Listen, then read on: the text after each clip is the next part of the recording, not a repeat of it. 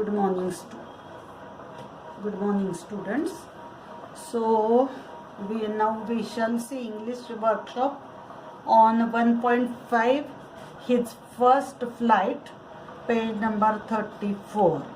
We have already learned the lesson and now we'll see English workshop. State whether the following statements are true or false. True की false ते सांगायचं. True म्हणजे खरं आहे, false म्हणजे खोटं. The young seagull was not confident about the ability of his wings. त्या seagull पक्षाला त्याच्या पंखांच्या क्षमतेबद्दल कॉन्फिडन्स नव्हता, आत्मविश्वास नव्हता. तर हे विधान कसं आहे? ट्रू, खरं आहे. त्याला तोच कॉन्फिडन्स नव्हता म्हणून तो उडू शकत नव्हता. Second, the young seagull's parents guided and improved his siblings in the art of flying. त्या छोट्या सीगल पक्षाच्या आई वडिलांनी गाइडेड मार्गदर्शन केलं अँड इम्प्रूव्ड आणि सुधारणा केली हिज सिबलिंग्स. सिबलिंग्स म्हणजे भावंड. In the art of flying, त्याच्या भावंडांच्या उडण्याच्या कलेमध्ये आई वडिलांनी सुधारणा केली, त्यांना मार्गदर्शन केलं. हे विधान ट्रू आहे. आणि तसेच ते आपल्या पक्षाच्या बाबतीतही प्रयत्न करत होते, पण त्याला काही ते जमलं नाही. When the young seagull pretended to be falling asleep his parents noticed him. जेव्हा त्या छोट्या सीगल पक्षाने ढोंग केलं की तो झोपतोय, तेव्हा हिज पेरेंट्स नोटिस्ड हिम. त्याच्या आई वडिलांनी त्याच्याकडे लक्ष दिलं. हे विधान कसं आहे? फॉल्स आहे, कारण त्यांनी अजिबात लक्ष दिलं नव्हतं. त्यांची इच्छा होती की त्याने स्वतःहून उडावं, म्हणून हे statement false. Flying across the young seagull the mother dropped a piece of fish into his beak. त्या छोट्या सीगलच्या अक्रॉस, जवळून पलीकडून उडताना त्याच्या आईने त्याच्या बेक म्हणजे चोचीमध्ये तो माशाचा तुकडा टाकला. हे विधान फॉल्स आहे. आईने नुसता त्याच्या समोर धरला पण त्याला दिला नाही, का तर त्याने उडावं ही तिची इच्छा होती. Complete the following statements. हे धड्यात दिलेले आहेत बघा. The seagull is afraid to fly because. सीगलला उडण्याची भीती वाटत होती कारण he felt certain that his legs would never support him. त्याला ही फेल्ट सर्टन, त्याला खात्री होती की त्याचे पाय काही त्याला आधार देणार नाही. Young birds are afraid to make their first flight because. आता आपल्याला विचारलंय की छोट्या पक्ष्यांना, हे विधान कुठेही पुस्तकात नाही, पण हे आपल्या मनाने ह्याच्यावरून आपल्याला तयार करायचंय की छोट्या पक्ष्यांना पहिल्या उड्डाणाची भीती वाटते कारण दे आर नॉट शुअर. इथलंच आपण बदल करून लिहायचं की they are not sure their legs would support them. की त्यांना खात्री नसते की आपली पावलं आपल्याला साथ देतील, आपले पंख आपल्याला साथ देतील, याची त्यांना खात्री नसते. Human beings find it difficult to face great challenges because. आता माणसाविषयी विचारलंय की माणसांना मोठी मोठी आव्हानं फेस करणं, त्याचा सामना करणं अवघड वाटतं because they are not sure about their capabilities. जे पक्ष्यांच्या बाबतीत आहे तेच आपल्या बाबतीत मोठ्या माणसांनाही आव्हानं अवघड वाटतात कारण त्यांना खात्री नसते आपल्या कॅपॅबिलिटीज. कॅपॅबिलिटीज म्हणजे क्षमता, आपण काय करू शकतो याबद्दल त्यांना खात्री नसते, म्हणून त्यांना आव्हानं अवघड वाटतात. ना read the following words carefully and make meaningful sentences of your own and write in your notebook. आता बघा, plaintively म्हणजे sorrowfully. when the little girl's mother died, she cried plaintively. When the little girl's mother died, she cried plaintively. शोकाने, शोकाकुलपणे. monstrous म्हणजे terrible, भयानक. I dreamt of a monstrous animal. I dreamt, मला स्वप्न पडलं, of a monstrous, एका भयानक, animal, प्राण्याचं स्वप्न मला पडलं.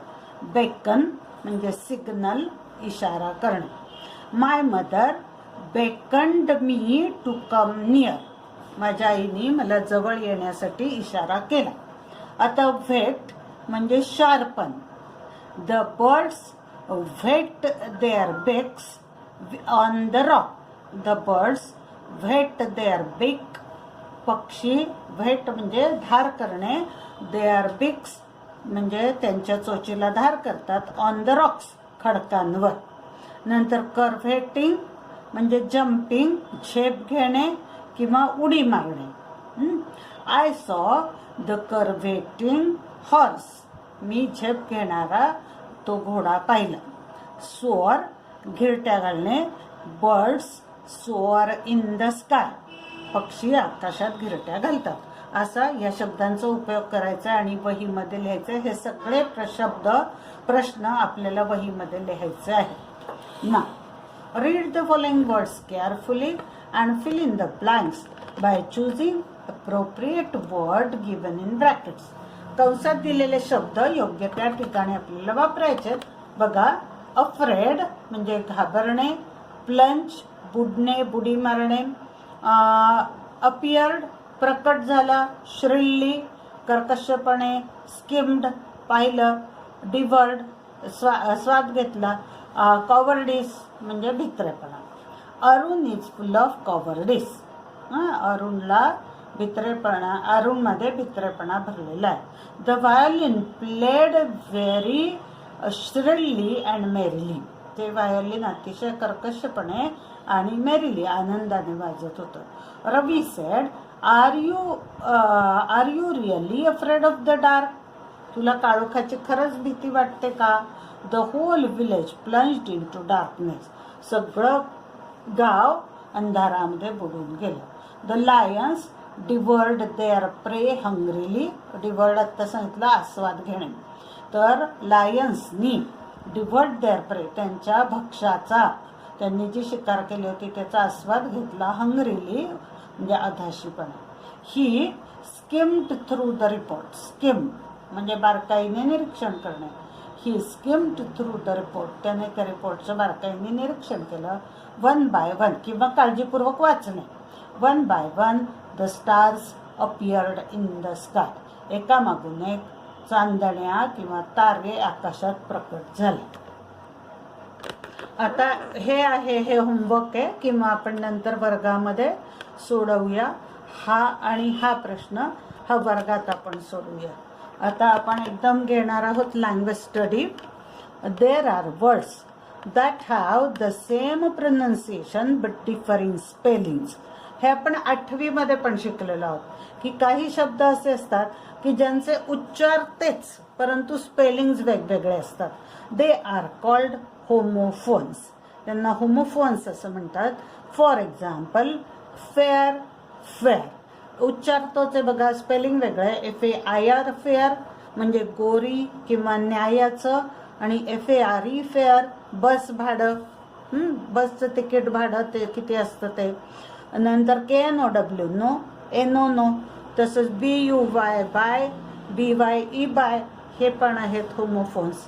आता sometimes the words have the same spellings and pronunciation but can have different meanings in different situations. आता हे कसे शब्द आहेत बघा होमोफोन्स की ज्याचे उच्चार एक आहेत पण स्पेलिंग्स वेगवेगळे आहेत. काही वेळेला काय होतं, स्पेलिंग पण तेच असतं, उच्चार पण तेच असतात, ओनली द मीनिंग्ज आर डिफरंट. फक्त त्यांचं काय होतं, मीनिंग्ज म्हणजे अर्थ वेगवेगळा असतो. आता अशा शब्दांना होमोग्राफ्स म्हणतात. बघा दोन्हीतलं फरक. होमोफोन म्हणजे उच्चार तेच पण स्पेलिंग वेगळं, अर्थातच मीनिंग पण वेगळा, अर्थ पण वेगळा. आणि होमोग्राफ म्हणजे स्पेलिंग पण तेच, उच्चार पण तोच, फक्त मीनिंग म्हणजे अर्थ वेगळा. आता उदाहरणार्थ होमोफोन्सची उदाहरणं आपण पाहिली. Fair fare, no know, BUY buy, BYE bye, BY by. आता होमोग्राफची स्पेलिंग हे उदाहरण आपण बघू. वॉच वॉच, उच्चार तोच आहे, स्पेलिंग त्याचे, पण वॉच निरीक्षण करणे, ऑब्झर्व असा अर्थ होतो. आणि वॉच म्हणजे आपण हातात मनगटी घड्याळ घालतो, शोज टाईम जे वेळ दाखवतं ते, म्हणजे वॉच वॉच ही जोडी काय झाली, होमोग्राफ. कारण त्याचं स्पेलिंग त्याचे प्रोनाउन्सिएशन म्हणजे उच्चार तोच आहे आणि फक्त अर्थ वेगळा आहे. तसेच दुसरं उदाहरण फेअर. फेअर म्हणजे not very good, not very bad. हां, म्हणजे योग्य पण नाही, अयोग्य पण नाही असं. हां, फेअर. आणि फेअर दुसरा अर्थ an exhibition and sale of items. हां, प्रदर्शनाला पण फेअर म्हणतात. फेअर म्हणजे कॉम्प्लेक्शन किंवा स्किन टोन, वर्णानी गोरी, म्हणजे इथे गोरी, इथे फेअर म्हणजे प्रदर्शन, इथे फेअर म्हणजे न्यायाचे, खूप चांगलंही नाही खूप वाईटही नाही, न्यायाचं, बरोबर न्यायाने होणारं. हे झाले होमोग्राफ्स की ज्यांचे स्पेलिंग तीच आहेत, उच्चार तेच आहेत, फक्त मिनिंग्स वेगवेगळे आहेत. ह्याची ही 2 उदाहरणं आपण पाहिली आणि होमोफोन्सची ही 2 इथली उदाहरणं आपण पाहिलेली आहेत. आता homophones and homographs are together known as homonyms. हां, हे दोन्ही एकत्र आले, होमोफोन आणि होमोग्राफ हे दोन्ही जर एकत्र आले तर त्यांना होमोनिम्स असं म्हणतात. आता give the homophones of the following.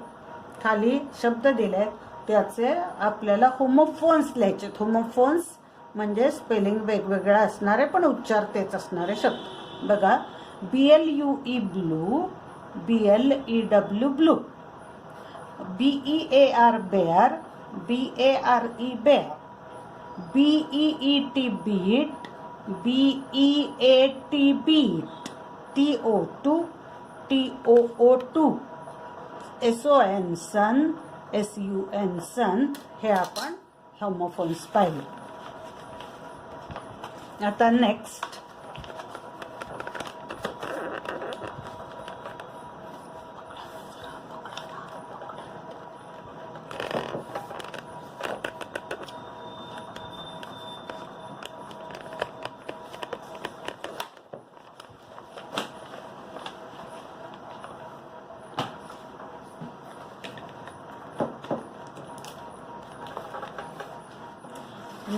page number 36.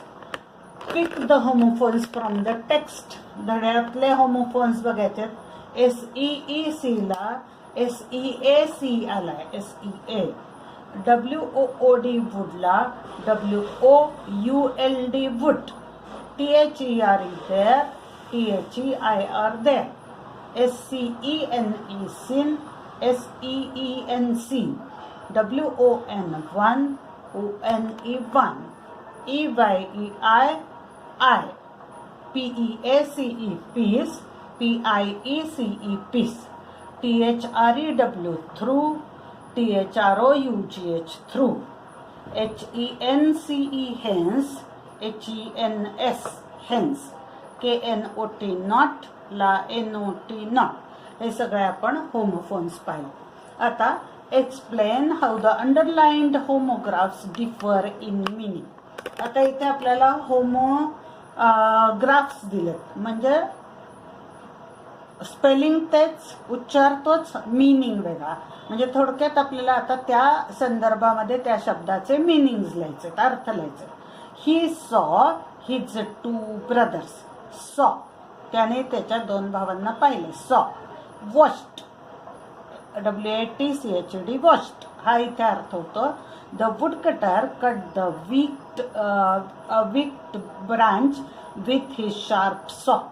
हां, वुड कटरनी जी वीक झालेली फांदी होती झाडाची ती धारदार कुठारीने तोडली. आता इथे काय, अन इन्स्ट्रुमेंट फॉर कटिंग वुड्स. झाडं किंवा लाकूड तोडण्यासाठी जे इन्स्ट्रुमेंट असतं, साधन, सॉ. हां, कुठार म्हणजे आपण काय म्हणतो, करवत ज्याने कापतात ती. An instrument for cutting woods. इथे the bird injured his wings. पक्षाचे पंख जखमी झाले. पंख. Feathery parts of birds. पक्ष्यांचा पिसाय असलेला भाग. हां, विंग्स. पुढे he lives in the C wing of the building. Wing म्हणजे पार्ट. हां, बिल्डिंगच्या सी विंग मध्ये तो राहतो, म्हणजे सी भागामध्ये. विंग इथे अर्थ पार्ट, इथे विंग म्हणजे पंख. Feathery part of birds. The aeroplane will land at 9 PM sharp. हां, इथे लँड, एरोप्लेन लँड होईल म्हणजे हवेतनं जमिनीवर येईल.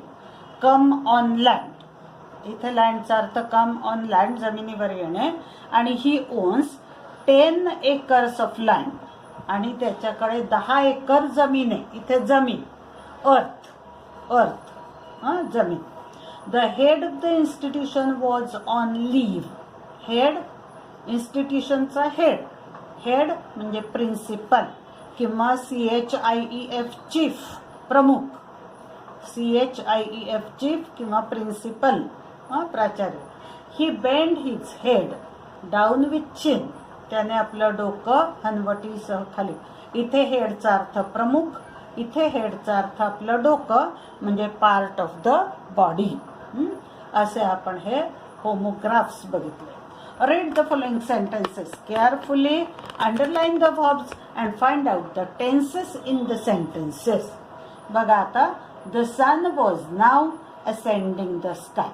आता इथे बघा, was हे सहाय्यकारी क्रियापद आहे, ascending हे मुख्य क्रियापद आहे. या दोन्हींचं मिळून क्रियापद बनलंय was ascending. आणि जेव्हा ING येतं तेव्हा कंटिन्युअस टेन्स असतो, कंटिन्युअस. आणि वॉज हे भूतकाळातलं टू बीचं रूप आहे, म्हणून पास्ट कंटिन्युअस. CONTINUOUS हा आहे पास्ट कंटिन्युअस. वॉज वरून आपण पास्ट ठरवलं आणि ING वरून कंटिन्युअस ठरवलं. ING असेल तर कंटिन्युअस, वॉज वेअर असेल तर पास्ट, ॲमिजार असेल तर present. Still they took no notice of him. Took हे वर्ब आहे, त्याला अंडरलाईन करायची. आणि टेकचं दुसरं रूप आहे टुक. दुसरं रूप असलं तर सिंपल पास्ट, सिंपल पास्ट. आता she is standing on a little high hump on the plateau. आता इथे स्टँडिंग, इज सहाय्यकारी क्रियापद, स्टँडिंग मुख्य क्रियापद. याला आपण अंडरलाईन केली. मगाशी सांगितल्याप्रमाणे ING आलं की कंटिन्युअस लिहायचं, कंटिन्युअस. आणि इज हे वर्तमान काळी आहे म्हणून प्रेझेंट कंटिन्युअस. इथे वॉज होतं म्हणून पास्ट कंटिन्युअस, इथे इज आहे म्हणून प्रेझेंट कंटिन्युअस. ही लीन्ड आउट ईगरली. आता बघा, इथे सांगितलं मी तुम्हाला टेकचं दुसरं रूप टुक आहे म्हणून हा सिंपल पास्ट आहे. तसं लीनचं दुसरं रूप लीन्ड आहे म्हणून सिंपल पास्ट. ही जस्ट फेल्ट डिझी. आता इथे फेल्ट, फीलचं दुसरं रूप आहे फेल्ट म्हणून हा ही सिंपल पास्ट आहे. म्हणजे past continuous, simple past, present continuous, simple past, simple past. अशा प्रकारे आपण ही रूपं बघितलेली आहेत. आता ॲडव्हर्ब.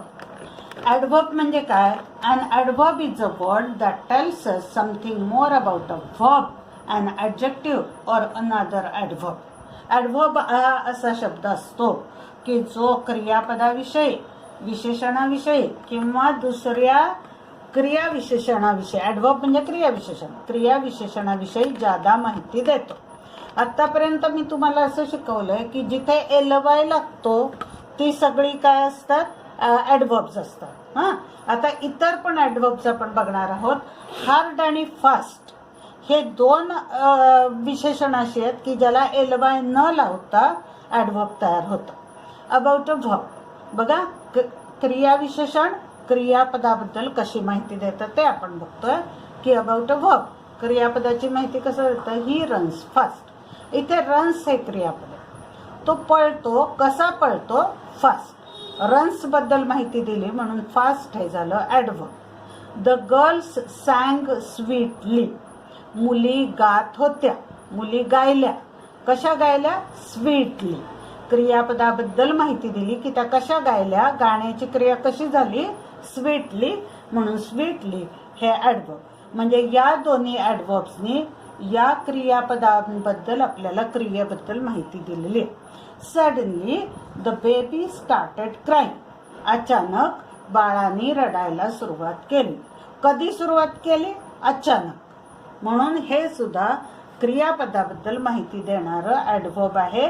LY असलं की बिंदास ते ॲडव्हर्ब म्हणून त्याला खूण करायचे. About an adjective. आता ह्या तिन्हींनी फास्ट, स्वीटली, सडनली यांनी क्रियापदांबद्दल माहिती दिली.